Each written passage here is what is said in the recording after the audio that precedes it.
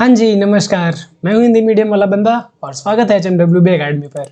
आज हम बात करने वाले हैं रिकर्जन के बारे में। वैसे तो हमने फंक्शन देखा हुआ है कि अगर मुझे किसी एक फंक्शन को दूसरे फंक्शन के अंदर कॉल करना होता है तो वो हम आसानी से कर सकते हैं। जैसे यहाँ पे अगर मुझे F1 फंक्शन को कॉल करना है F2 फंक्शन के अंदर, तो मैं डायरेक्टली F1 फंक्शन को कॉल कर सकता हूँ। क्वेश्चन हमारे पास ये है कि क्या हम फंक्शन के अंदर ही खुद के फंक्शन को कॉल कर सकते हैं। जैसे कि यहाँ F1 फंक्शन हमने डिफाइन किया और ये डेफिनेशन अभी तक कंप्लीट नहीं हुई कि हमने फिर से इसी को कॉल कर लिया। यहाँ पे तो वैलिड था कि F1 फंक्शन कॉल होएगा, कुछ रिटर्न करेगा एंड देन क्लोज हो जाएगा। बट यहाँ पे अगर मैंने सेम फंक्शन को फिर से कॉल किया है तो ये कभी क्लोज होगा ही नहीं। तो क्या ये वैलिड है? जी हाँ, ये वैलिड है। इसको हम बोलते हैं रिकर्जन। अगर आप किसी फंक्शन के अंदर सेम फंक्शन को कॉल कर रहे हो तो इसको हम बोलते हैं रिकर्सन और इसको हम बोलते हैं रिकर्सिव फंक्शन। तो एक एग्जांपल लेके समझने की कोशिश करते हैं कि कैसे वर्क करता है ये। पहले यहाँ पे एक सिंपल फंक्शन ले लेते हैं। तो फंक्शन डिफाइन करने के लिए डेफ कीवर्ड का इस्तेमाल करेंगे एंड F1 फंक्शन बना लिया, print hello and then same function को कॉल करते हैं फंक्शन के अंदर। ये हमारा फंक्शन डेफिनेशन हो गया, इसको हम बोलते हैं रिकर्सिव फंक्शन। और ये जो फंक्शन कॉल कर रहे हैं इसको रिकर्सिव कॉलिंग बोलते हैं। अब इस फंक्शन को चलाने के लिए मुझे एक बार इसको कॉल करना पड़ेगा। तो मैं बाहर एक बार फंक्शन को कॉल करके, अगर हम ऐसा करते हैं तो हमारा आउटपुट क्या आएगा, तो इसको पहले समझते हैं, देन उसके बाद रन कराएंगे। अब यहाँ पे अगर हम F1 फंक्शन को कॉल करते हैं तो होता क्या है कि पहले तो F1 फंक्शन के अंदर आएंगे, ये प्रिंट हेलो होएगा, कैपिटल H हेलो होएगा। देन अगेन इस फंक्शन को कॉल करेंगे तो ये क्या करेगा, फिर से मुझे यहीं पे ले जाएगा। तो फिर से हम क्या करेंगे, हेलो प्रिंट कराएंगे, फिर से सेम फंक्शन कॉल होगा और फिर से हम क्या कर देंगे, हेलो प्रिंट कराएंगे और फिर से ही ये कॉल होता रहेगा। तो अगर हम इस तरीके की कॉलिंग करते हैं तो ये हमारा आउटपुट जो है ये इनफाइनाइट टाइम तक चलेगा। जब तक हमारी मेमोरी क्रैश नहीं हो जाती तब तक ये हमारा फंक्शन चलेगा। तो ये तो पॉसिबल है कि हम फंक्शन को खुद के फंक्शन में कॉल कर सकते हैं, बट यहाँ पे मुझे एक्सटर्नली स्टॉप करना होगा, कहीं तो जाके मुझे इसे बंद करना होगा, नहीं तो ये इनफाइनाइट टाइम तक चलेगा। अब बंद करने के लिए मुझे क्या करना होगा, इस फंक्शन से रिटर्न करना होगा। अब हम यहाँ पे फंक्शन को रिटर्न कराने के लिए कुछ कंडीशंस देंगे कि अगर ये कंडीशन मैच हो जाती है तो ही हम क्या करो, फंक्शन से रिटर्न हो जाओ, अदरवाइज ये फंक्शन चलता रहेगा, कहीं से रिटर्न होगा ही नहीं। अब इसी चीज को समझने के लिए हम एक रियल लाइफ एग्जाम्पल लेते हैं कि अगर मुझे किसी नंबर का फैक्टोरियल निकालना है तो हम रिकर्शन के थ्रू कैसे कर सकते हैं। तो सबसे पहले देखते हैं कि इसका लॉजिक कैसे वर्क करता है। तो फैक्टोरियल रिप्रेजेंटेशन ऐसे होता है, ठीक है। अगर मुझे किसी नंबर n का फैक्टोरियल निकालना है तो ऐसे रिप्रेजेंट करते हैं या फिर ऐसे रिप्रेजेंट करते हैं। तो ये वाला जो सिंबल है हम कंप्यूटर प्रोग्रामिंग में यूज नहीं कर सकते, तो हम यूज करेंगे ये वाला सिंबल। ये समझने के लिए है कि अगर आपको आउटपुट में डिस्प्ले कराना हो कुछ इस तरीके से तो आप ये वाला सिंबल यूज करोगे फैक्टोरियल रिप्रेजेंट करने के लिए। अब ये वर्क कैसे करता है, तो इसका एक फॉर्मूला होता है हमारे पास कि अगर मैं n का फैक्टोरियल निकालना है, ठीक है, तो हम क्या करेंगे, इस n को मल्टीप्लाई करेंगे n-1 के फैक्टोरियल से। अगर मुझे 5 का फैक्टोरियल निकालना है तो मुझे 4 का फैक्टोरियल पता होना चाहिए, और मुझे अगर 4 का फैक्टोरियल निकालना है तो मुझे 3 का फैक्टोरियल पता होना चाहिए, 3 का निकालना है तो 2 का पता होना चाहिए, 2 का निकालना है तो 1 का पता होना चाहिए। और यहाँ पे हमारे पास कुछ रूल्स हैं, जैसे कि अगर मुझे 0 फैक्टोरियल पूछ लिया जाता है या फिर 1 का फैक्टोरियल पूछ लिया जाता है तो इसका जो रिजल्ट होगा वो हमारा 1 होगा। तो इसी चीज को हम क्या करने वाले हैं, कोड में लिखने वाले हैं। इसको हम क्लियर करते हैं, एक फंक्शन बनाते हैं फैक्टोरियल नाम से। ये क्या करेगा, सिर्फ नंबर का फैक्टोरियल रिटर्न करेगा। ये फंक्शन स्पेसिफिकली लॉजिक को सेपरेट कर रहा है। लॉजिक क्या है हमारा, फैक्टोरियल निकालने का। तो इनपुट में हम एक नंबर लेंगे, ठीक है, यहाँ पे मैंने एक n नंबर ले लिया। अब मुझे अगर n का फैक्टोरियल चाहिए, ठीक है, अगर मुझे n का फैक्टोरियल चाहिए तो हमें पता होना चाहिए फैक्टोरियल ऑफ n-1। तो यहाँ पे हम क्या करेंगे, फैक्टोरियल ऑफ n-1 पता करेंगे, और इसमें अगर हम n से मल्टीप्लाई कर देते हैं तो ये हमारा क्या हो जाएगा, फैक्टोरियल ऑफ n, जो कि हमें इस फंक्शन से रिटर्न करना है। तो यहाँ पे अगर मुझे n का फैक्टोरियल निकालना है तो मैं रिटर्न करूंगा n into factorial of n-1। अब मैंने यहाँ पे सेम फंक्शन को कॉल किया है क्योंकि n-1 का भी तो फैक्टोरियल ही निकालना है, तो और फंक्शन क्यों यूज करना, हम सिमिलर फंक्शन यूज करेंगे। इसको एग्जांपल से समझते हैं कि मुझे 5 का फैक्टोरियल निकालना है, ठीक है। मैं क्या करूंगा, इस फंक्शन को कॉल करूंगा फैक्टोरियल ऑफ 5, तो मुझे यहाँ से रिटर्न होएगा 5 इंटू फैक्टोरियल ऑफ 4। अब मुझे क्या करना है, फैक्टोरियल ऑफ 4 पता नहीं है, तो मैं फिर से इस फंक्शन को कॉल करूंगा सिर्फ फैक्टोरियल 4 के लिए। तो ये मुझे क्या रिटर्न करेगा, 4 इंटू फैक्टोरियल ऑफ 3। फिर से मुझे फैक्टोरियल 3 नहीं पता है, तो फंक्शन फिर से कॉल होगा और ये मुझे रिटर्न करेगा 3 इंटू, इसको शॉर्टकट में लिखते हैं फैक्ट ऑफ 2।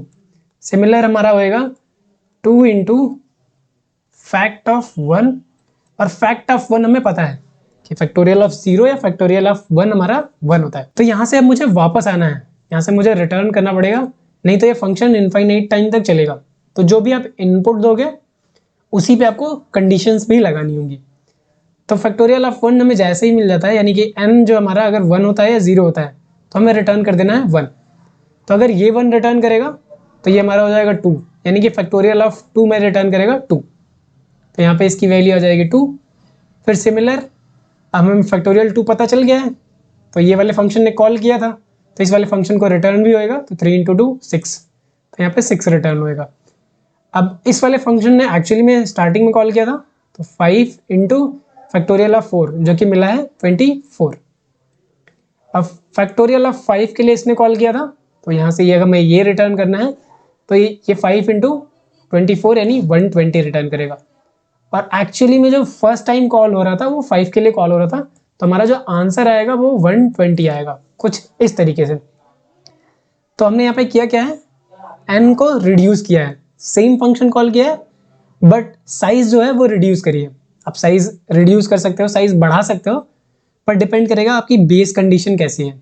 बेस कंडीशन ये है जहाँ पे हमें फंक्शन से कुछ ना कुछ रिटर्न कराना है, उसको हम बोलते हैं बेस कंडीशन। तो अगर आप इनपुट साइज बढ़ा रहे हो तो यहाँ पे कहीं ना कहीं आप इससे बड़े वाले इनपुट के लिए आपको क्या करना होगा, रिटर्न कराना होगा।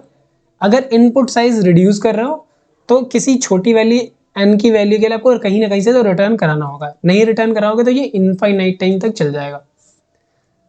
तो यहाँ पे अगर मैं इसको रन कराता हूँ, ठीक है, इसको सेव कराते हैं एंड रन कराते हैं, ठीक है, थोड़ा सा आउटपुट क्लिनजी लग रहा होगा। ओके, यहाँ पे मैंने इस फंक्शन को कॉल नहीं किया है, let's say fact of 1 he call कर लेते हैं, सॉरी फैक्टोरियल ऑफ 1, ठीक है।